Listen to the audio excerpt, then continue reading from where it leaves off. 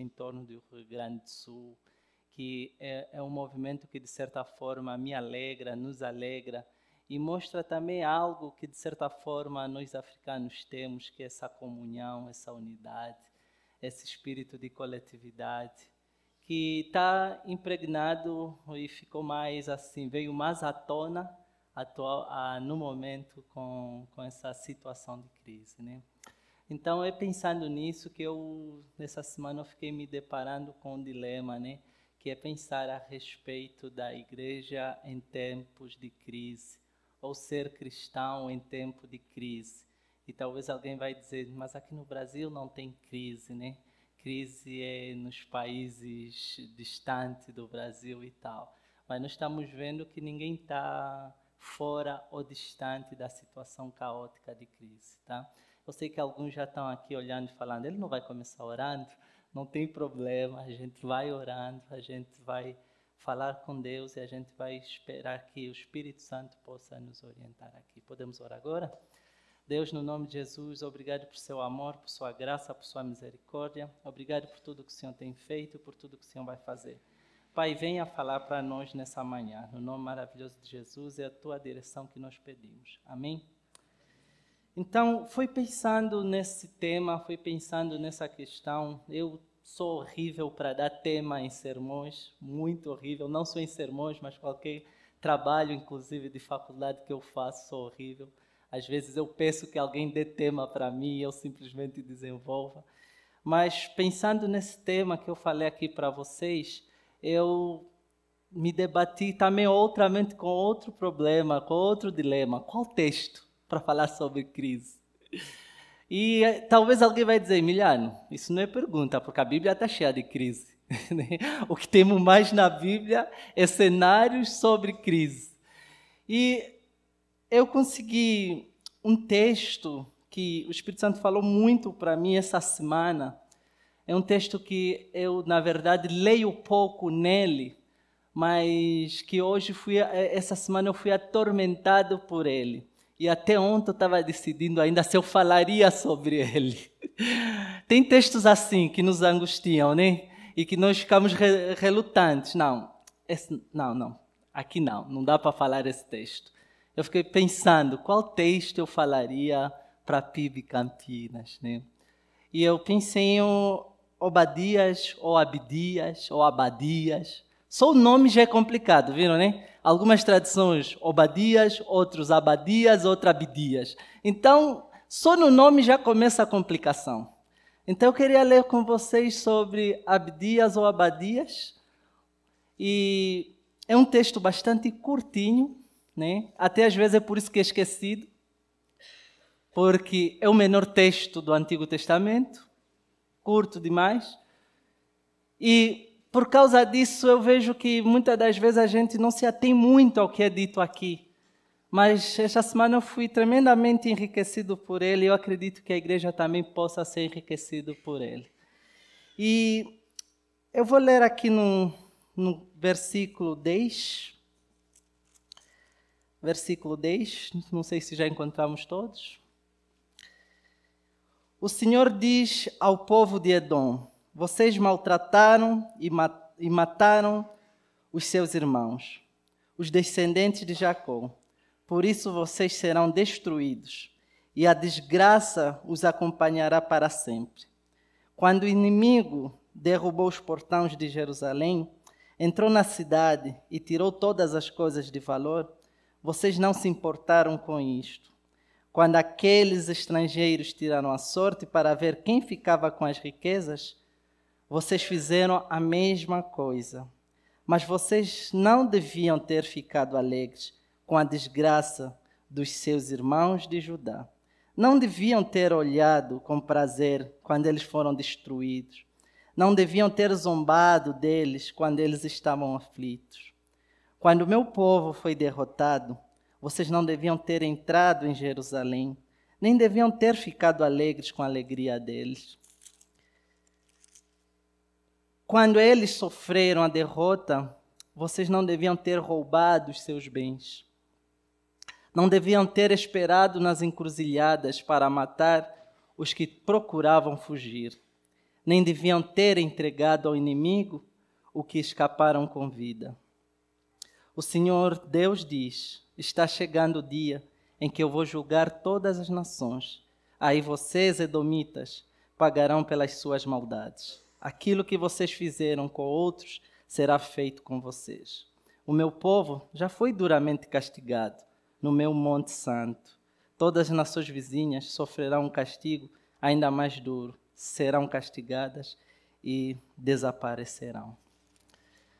Aparentemente, esse texto parece não estar falando nada conosco. Se pensarmos que nós estamos no Brasil, não estamos num contexto de igreja perseguida, não estamos num contexto de conflito étnico, não estamos num contexto de guerra civil. Então, aparentemente, esse texto não está falando nada conosco. O máximo que nós conseguimos buscar identidade nesse texto é o meu povo. É a palavra meu povo, que Deus constantemente repete. Vocês maltratam o meu povo. Então, o primeiro exercício como igreja que nós devemos fazer é quem nós somos no texto. Acho que é isso que nós precisamos começar a entender, para esse texto ter significado para nós. Quem nós somos no texto. Automaticamente, enquanto cristãos e cristãos de berço, nós vamos dizer: nós somos o povo de Cristo. Então, quem maltrata? Os que maltratam são os outros. E assim nós construímos a categoria de outros. Os outros é todos aqueles que fazem coisas de maldade e de ruim. E os bons somos nós. E nós entramos na leitura bíblica geralmente com esses dois mundos. Aparentemente que não, mas nós entramos geralmente com esses dois mundos. Nós fizemos uma espécie de mímese, uma comparação, e não tem como, é inegável, é inquestionável. Nós chegamos na Bíblia, o bom vai me representar. O mal é o mundo, é o outro. E isso é engraçado, porque esse texto está falando de Edom. E aqui eu falei que eu traria, inclusive, aqui textos que nós já trabalhamos aqui na igreja, né? E eu falei com o pastor Rodrigo, né, que hoje eu vou mostrar que eu presto atenção nas pregações dele. Mas o pastor Rodrigo pregou há uns domingos atrás, sobre a questão de Esaú e Jacó. Alguém lembra? E também ele pregou sobre a necessidade de perdão. Alguém lembra? Então, esse foi o contexto de, vamos dizer, um momento em que dois irmãos gêmeos, né, acabaram se voltando um contra o outro e precisou que um outro tivesse uma prática de arrependimento para que tivesse o perdão. Fechar aspas. É importante esse texto, por que eu fui resgatar essa mensagem? É importante esse texto para nós compreendermos os edomitas aqui no texto. Para nós compreendermos o que está a ser dito aqui no texto. Porque Edom, na tradição judaica, os edomitas representam esses descendentes de Esaú. E os israelitas aqui, o meu povo que Deus aqui está falando, representa a tradição de Jacó. Então, a igreja já deve saber o que aconteceu entre Jacó e Esaú. Isso está lá em Gênesis 27, né? A gente vai encontrar sobre essa história, né, de dois gêmeos que acabavam fazendo confusão já desde o ventre, né, da barriga de Rebeca, né? E a partir daí acontece esse momento de roubar a primogenitura e, com isso, uma sequência de eventos de ódio foi se alargando. Ocorre esse período que o pastor Rodrigo trouxe de arrependimento, perdão, e tudo ficou good vibe, todo mundo resolvido. O problema é que as consequências perduram. E as consequências perduraram.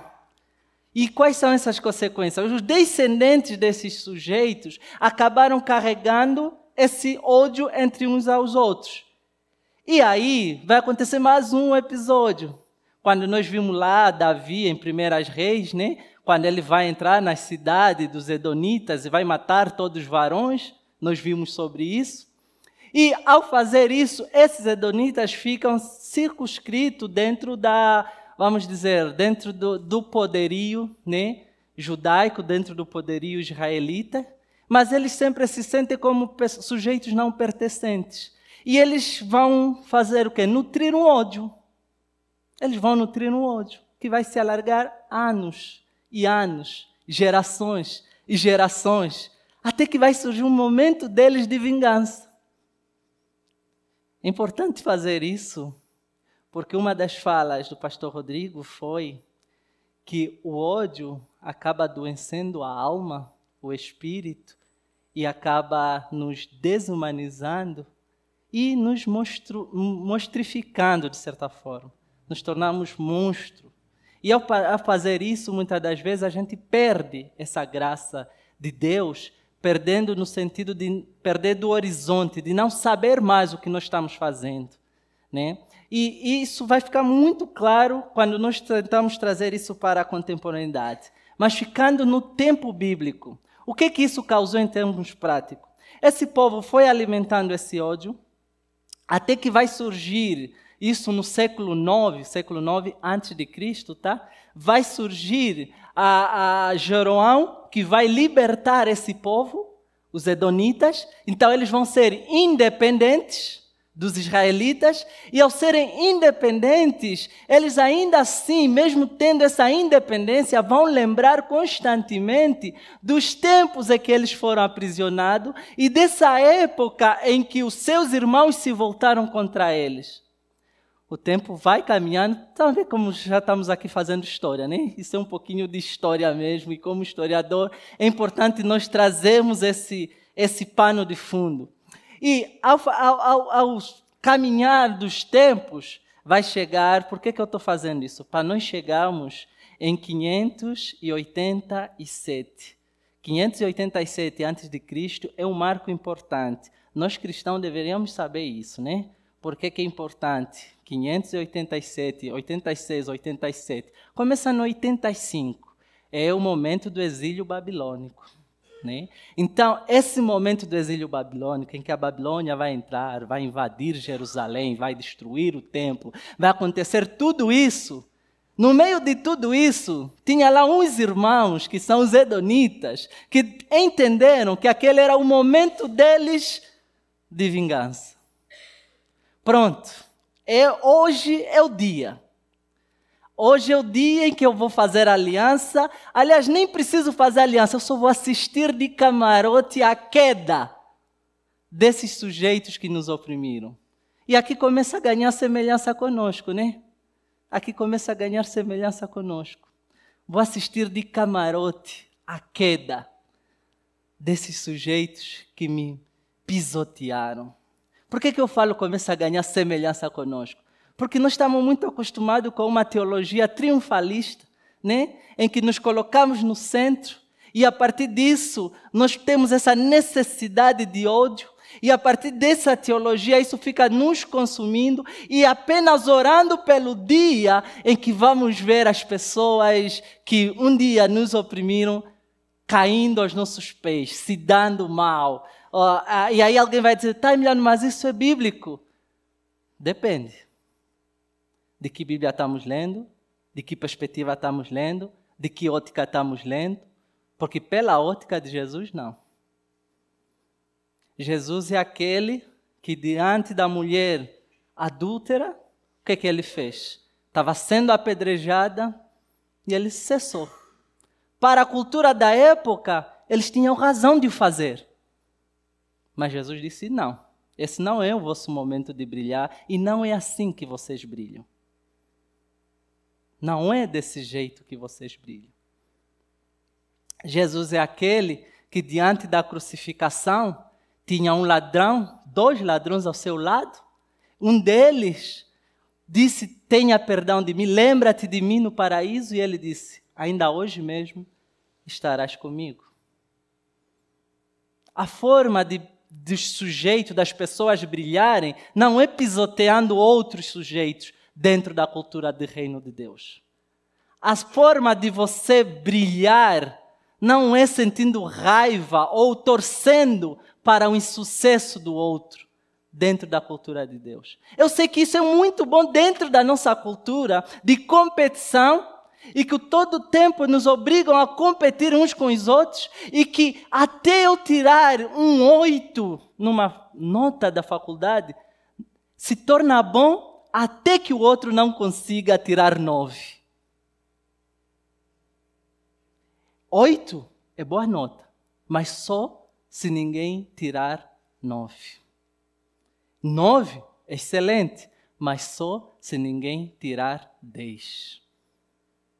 É assim que somos educados. É assim que somos ensinados, nutridos. É essa maneira de competição, é essa maneira de ser o primeiro o tempo todo, é essa maneira de estar na frente, é essa maneira de estar no palco e não na plateia. Eu sei que agora, como cristão, está começando a ver alguns louvores, né? Mas é essa forma que nós somos educados. E o texto aqui do Edonitas, se vocês prestarem atenção, os edonitas, eles foram oprimidos. E eles estavam aguardando um momento que eles poderiam brilhar. E foi nesse momento que acontece essa opressão dos povos israelitas pelos babilônicos,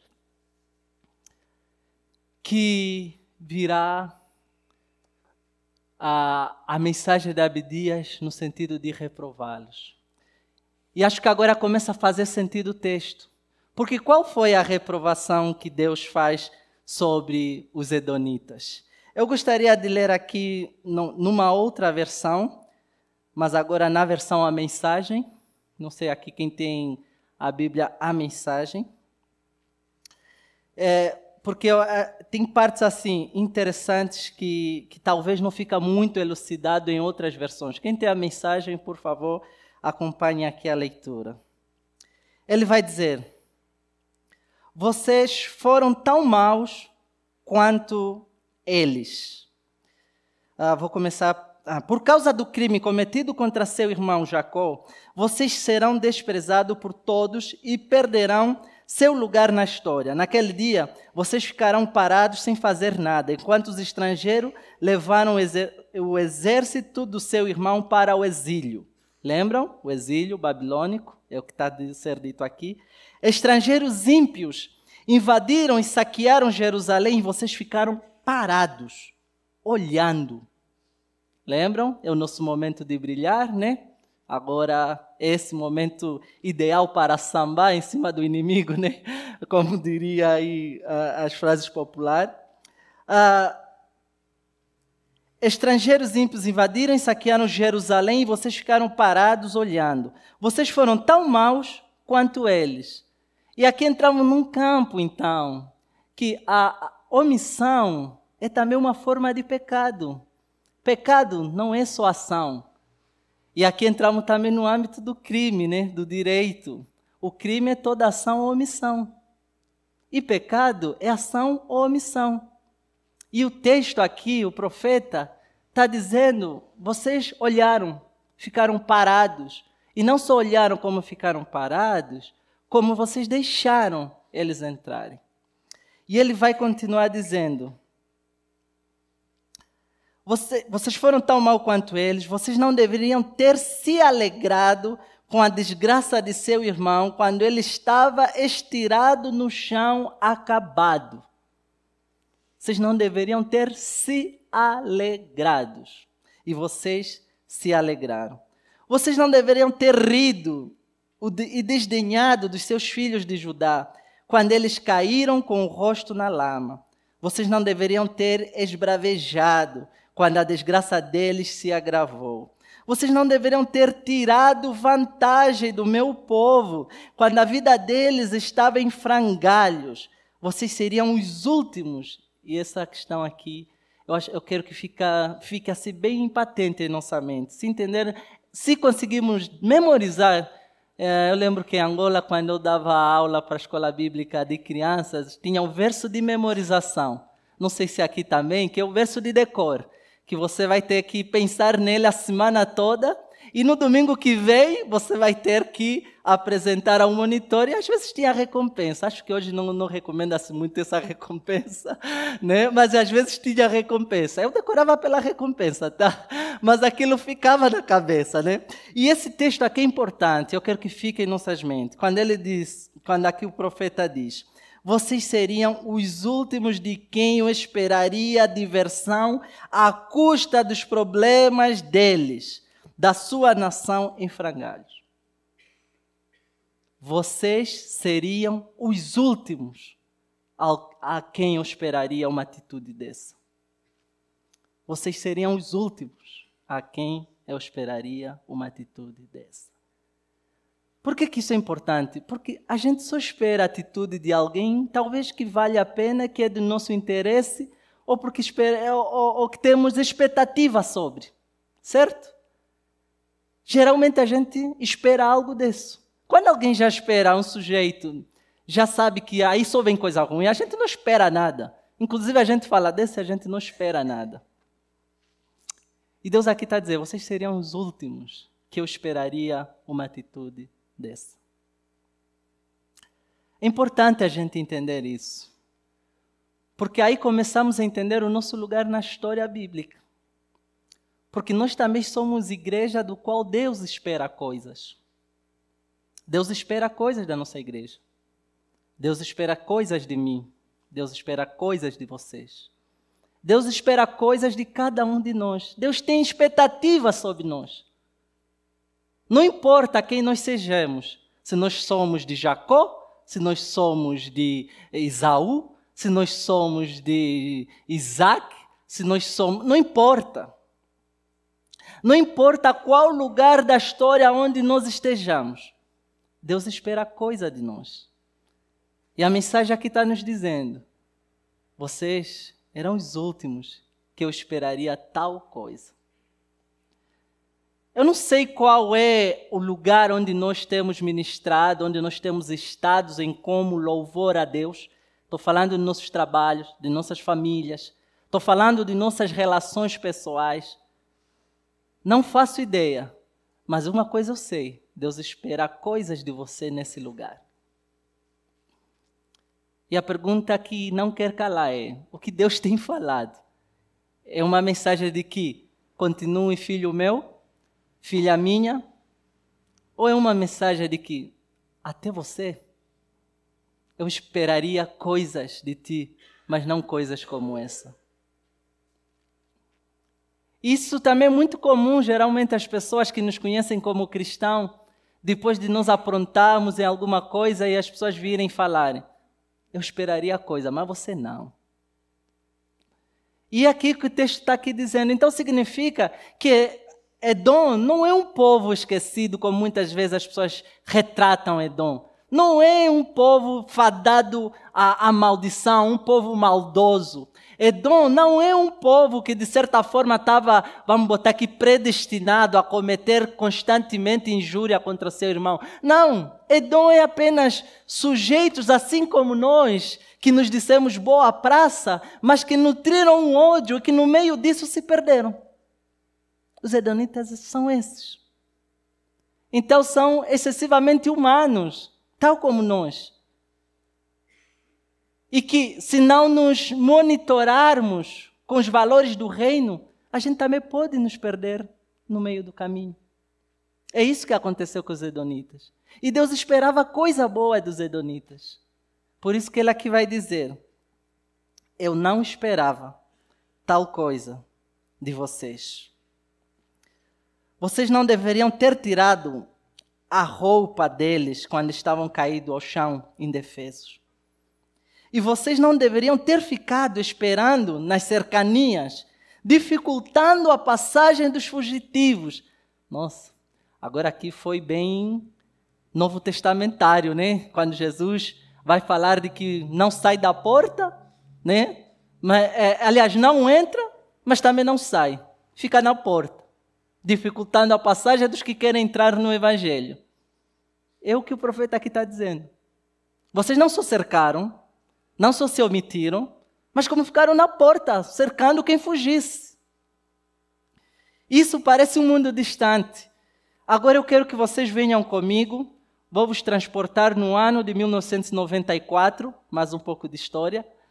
Esse ano de 1994 é uma data importante para nós africanos. Lembram que o pastor aqui falou que nós estamos a tentar articular, inclusive, com a data africana. E esse ano de 94 é importante porque aconteceu um episódio no contexto africano traumático, terrível. E que, inclusive, por mais que alguns digam que nós queremos esquecer, os sujeitos que passaram por isso não querem esquecer. E, aliás, eles façam questão que não se esqueçam do que aconteceu. Eu estou falando do genocídio ruandês entre os Tutsi e os Hutu. Eu não sei quantos de vocês conhecem sobre esse episódio, mas se vocês perceberem, dentro do contexto que se deu o genocídio ruandês, tem também não só nutrir a questão do ódio, mas um ódio justificado, inclusive, com base bíblica. Vocês sabiam? Inclusive por causa da noção de raça pura. Inclusive por causa da noção de herdeiros legítimos. Isso é 94. Esse genocídio legou mais de entre 500 mil a 1 milhão de vítimas massacradas. Entre 250 mil a 500 mil mulheres estupradas. Entre milhares de refugiados. Estou falando de 1994. E é um genocídio decorrente de um nutrimento ou nutrição do ódio que foi se generalizando. Eu sei que muitos de vocês estão familiarizados mais com o genocídio, o holocausto dos judeus na Alemanha. Eu sei que muitos de vocês estão familiarizados com esse episódio. Mas qual é a premissa do holocausto na Alemanha? Um ódio generalizado, que foi se nutrindo. Cochichos, rumores, vozes, até que as pessoas se transformaram em número. E de número se transformaram em potenciais inimigos a serem mortos. Então falei da Alemanha, falei de Ruanda. Eu posso falar do caso de Angola. Angola, como vocês sabem, nós tivemos guerra civil desde 75 até 2002. Ontem. 2002. Ontem. E também foi uma guerra fratricida, foi uma guerra entre irmãos. Foi uma guerra em que da noite do dia, o irmão se tornou inimigo. Simplesmente assim. Não importa se eu e você nascemos dentro do mesmo ventre, mas por causa de uma ideia que nos colocam na cabeça, da noite por dia eu posso tirar o teu sangue. Não há mais vínculo de irmandade nenhum. Da noite por dia você é meu inimigo. Não existe essa que foi uma briga entre norte e sul. Não. Entre sujeitos que nasceram do mesmo ventre e que da noite por dia são inimigos e alvos a matarem-se um ao outro. Então a história de Isaac, de Esaú, Jacó, a história dos Edomitas, ou de Judá ou Israel, não está muito distante da nossa realidade. Não está muito distante da nossa realidade. Queremos transportar aqui para o Brasil? Podemos. E por que eu posso transportar isso para o Brasil? Porque isso já é comprovado, que aqui no Brasil também teve genocídio. Genocídio do povo negro, genocídio do povo indígena. A pergunta é, o que é que nós como igreja temos feito? Deus está a nos cobrar a mesma coisa que cobrou nos Edonitas? Nós temos colocando-se na porta, não deixar os outros passarem dentro desse processo de libertação? Nós temos sido omissos perante a tudo que temos visto na nossa sociedade? É essa a pergunta que Deus está nos fazendo hoje. O que é que nós, como igreja, temos fazendo? O que é? Mas talvez alguém vai dizer, não, Miliano, mostra-me com base bíblica onde você está a tirar isso. Vamos, Salmos 137, por favor. Salmos 137. Pastor, por favor, quando faltar 10 minutos, eu esqueci de colocar o temporizador. E senão eu vou e não paro. Por favor. Salmos 137. Lembra, ó Senhor Deus, dos que os edomitas fizeram no dia em que Jerusalém foi conquistada. Lembra de como diziam, arrasem Jerusalém até o chão. Lamentações 4.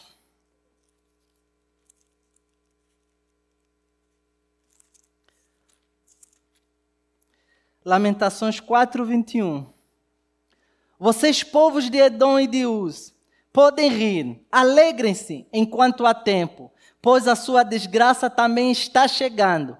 Vocês vão ficar bêbados e nus. Jerusalém já recebeu o castigo pelos seus pecados. O Senhor não deixará que os seus moradores fiquem espalhados em terra estrangeira. Mas vocês, povo de Edom, serão castigados por Deus. Ele fará com que todos fiquem conhecendo os pecados de vocês. Isso é o que está relatado aqui em Abdias.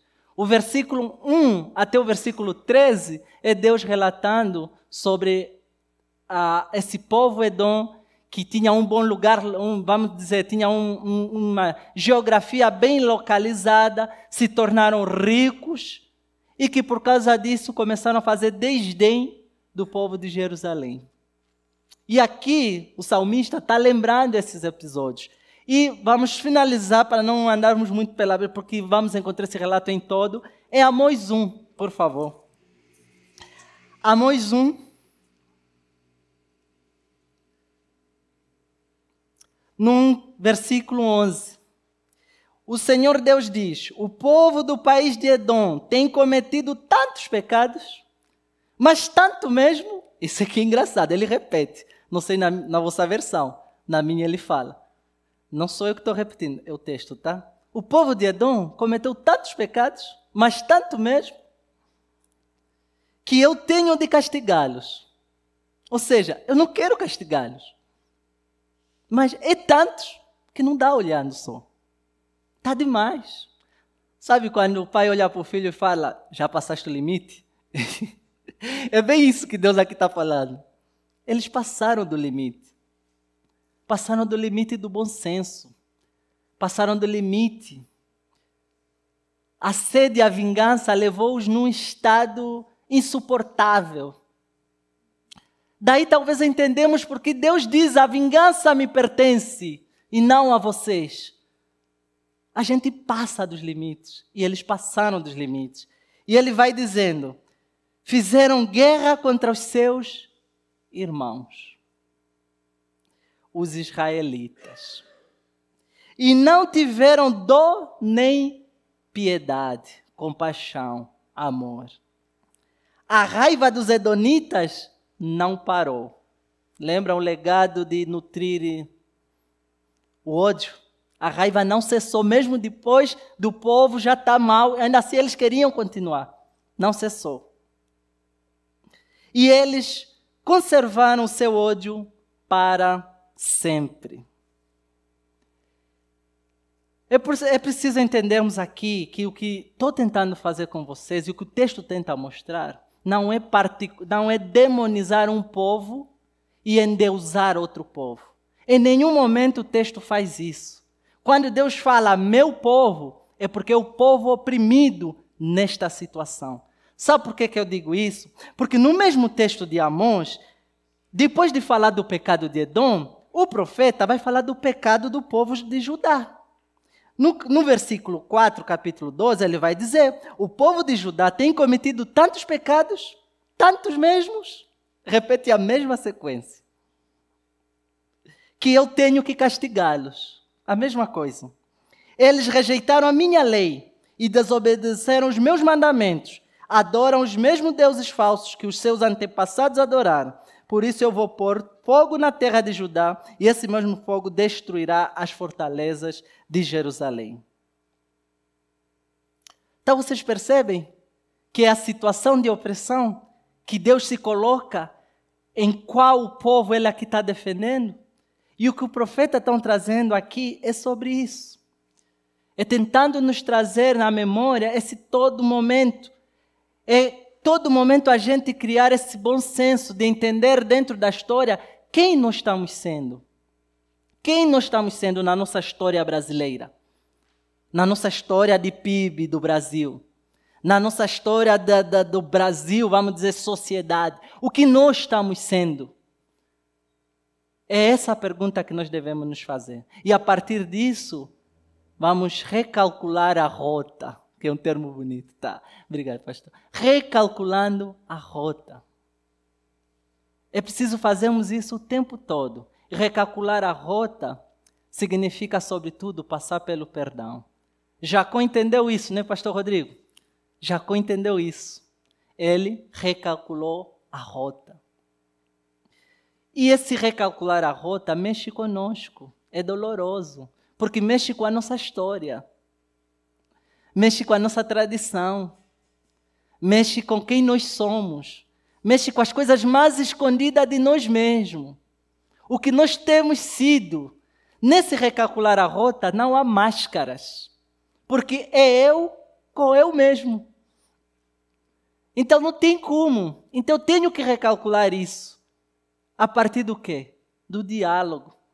E aqui entra um outro princípio africano que nós dissemos Ubuntu.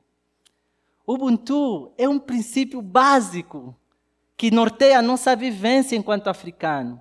Eu sou porque você é.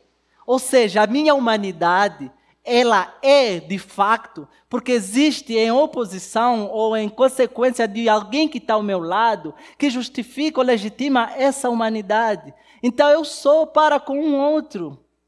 E esse outro sou eu porque também eu sou.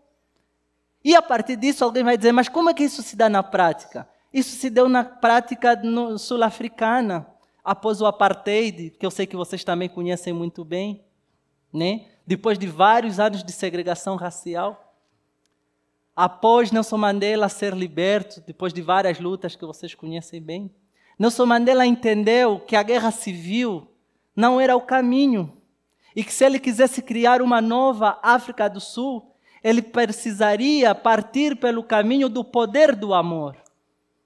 E a partir disso, ele não disse vamos esquecer o passado e vamos construir uma nova vida.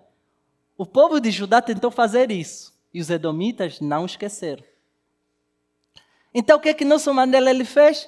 Nelson Mandela disse, precisamos criar um fórum de consciência de um concílio da verdade. O que é esse concílio da verdade? Vamos falar. É preciso falar. É preciso dialogar. É preciso conversar. Nossa, quando eu ouço, vamos conversar. Eu sei que aqui tem cônjuges, né? Quando você ouve do seu companheiro, vamos conversar. Aí você já fala, nossa, o que é que eu fiz mais? Mas existem aquelas conversas que são necessárias. Porque não adianta colocar sempre tampão em sempre de tampão, remendo em sempre de remendo. Um dia não vai suportar. É preciso conversar. É preciso dialogar. E é isso que Nelson Mandela fez. É isso que Jacó lá fez com Esaú. É isso que os textos bíblicos nos advertem a conversar. E após a conversa vem o reconhecimento. Após o reconhecimento vem o perdão. Após o perdão vem a reparação. É isso que aconteceu com Jacó. Esaú não quis nada. Jacó quis reparar. Esaú disse não. Jacó disse eu insisto. Porque só depois disso eu tenho certeza que o seu ódio poderá sumir. Então, enquanto igreja, nós somos chamados a promover isso. A minha pergunta inicial é, o que é ser igreja em situação de crise, de desumanização, de holocausto, de conflitos, de crimes ambientais? O que é ser igreja nessas situações? Ser igreja nessas situações é ser uma igreja junto com o povo. É ser uma igreja que promove o diálogo para encontrar as soluções. E a partir dessas soluções se engajarmos para buscarmos uma nova humanidade. Para fechar e não deixar aberto o caso ruandês,